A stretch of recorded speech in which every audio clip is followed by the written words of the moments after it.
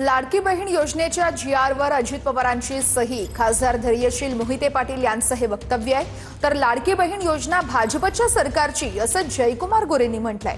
धैर्यशील मोहिते पाटील यांनी योजना फसवी असल्याचं म्हटलं होतं, असं देखील जयकुमार गोरे म्हणतात।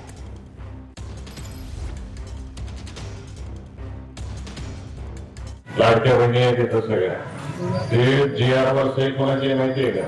म्हणजे तुमचा आदेश निघाला तुम्हाला पैसे देत महिन्याला 1500 रुपये हे अजितदादांचं आहे, त्यांनी सही केल्याशिवाय निघाली।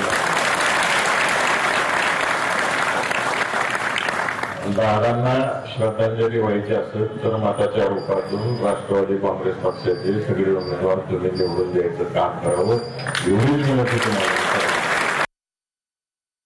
आता जे सांगतात त्या खासदार मोदी यांची भाषणं ऐकून काढून बघा। त्यावेळी सांगितले की फसवी योजना आहे, याच्याबद्दल यांना प्रेम कधीपासून या योजनेला आलं। त्यामुळं माझी या माध्यमातून आपल्यामधून त्यांना सांगणं आहे की लाडकी बहीण योजना ही आमच्या देवेंद्र फडणवीस साहेबांच्या नेतृत्वाखालच्या महायुतीच्या सरकारची आहे।